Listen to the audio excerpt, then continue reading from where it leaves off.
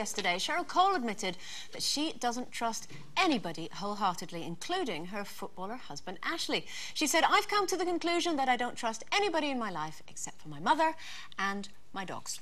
So, how important is trust in our lives? And do you think that Cheryl has a point? Do you think it's better to be suspicious? I can understand why people are suspicious, and I think, you know, if you've been damaged or hurt or let down by somebody in a really major way, then I think sometimes it's self-preservation. You just kind of shut everybody out and don't trust them. And I was a bit like that, sort of growing up with, you know, certain secrets, not knowing the truth about my dad and all that sort of stuff. So I just decided that I actually wouldn't trust anybody and thought that most people had an agenda. And then I think, you know, as you get older, I think it's you that pays the price with that. I think you start to kind of... It's quite destructive if you don't take somebody on face value, because if somebody's nice to you, maybe they mean it. Maybe, and if someone genuinely shows concern for you, maybe they really mean it. And I think that's a better place to start off trusting that somebody is who they say they are, their intentions are what they say they are. Otherwise, it could really destroy you. And obviously, Cheryl Cole was saying in that interview as well, it's not that she doesn't trust anyone, it's just she doesn't trust many people 100%. Do you trust anyone 100%? Not politicians, no. Well, yes, I think Lisa's right. I think you have to. I think you do have to go... You have to start by trusting people, because, you know, you've got to give them the benefit of the doubt. I wouldn't want to go through my life, you know, not trusting people. You know, and I've had my fingers burnt quite a few times, especially with, you know, builders and people who are supposed to be providing you something who then don't. You know, and you know, you trust them to do what they say they're going to do, and then when they don't, you know, you learn your lessons, but sometimes you don't, and you go and do it again, you repeat it. But I think it is exhausting not trusting people. It's kind of... It wears you out. Like, no, always you can't base one experience and tar a whole group of people with one I know people have been let down in their lives, especially by, you know, men.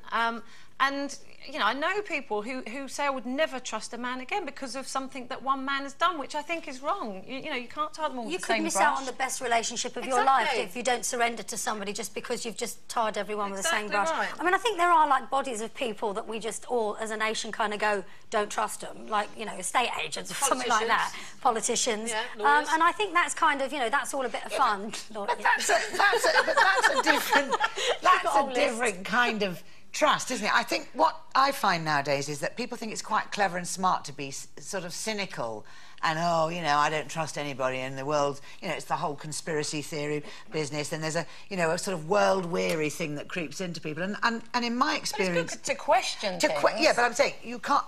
Yes, absolutely, to question. But to start out life assuming that everybody's against you... I mean, I have known people in my life who've assumed that everybody in the world is out to get them and give them a line.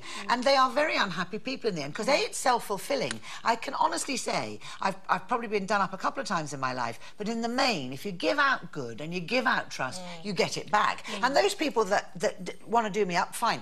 But it is difficult. I mean, let's not pretend it's easy just to, you know, because, I mean, I had a word with myself and said, you're better off taking people on face value than you are being suspicious of everybody, because it destroys you.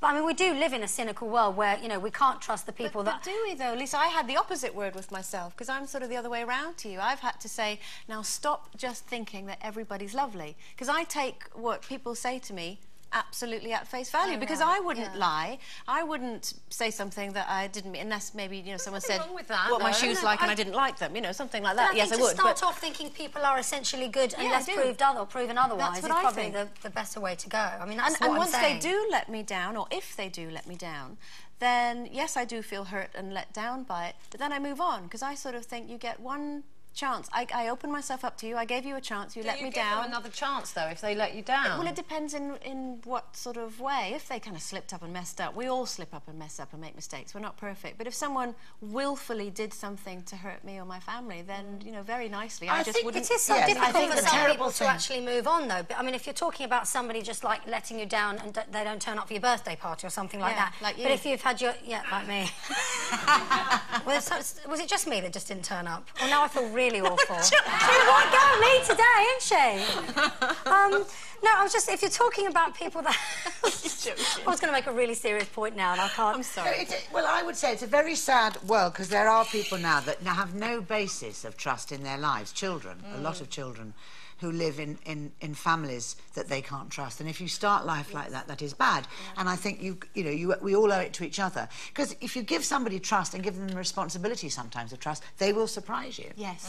And I mean, and that's what a lot of social work is based around at the moment as well, is maybe children who've had such a horrendous start to their life. And yes, they are misbehaving, but yeah, give them a little bit of trust and you can move mountains. What serious point were you going to make, Lisa, before I... No, actually, do you know what? She's such a pro, Lynda. She knew where I was going. I did. And she thought, I'll pick it up and run with it. Oh. And she did. See, it's a good job you lot know what you're doing. I'm just looking forward to lunch. Lunch.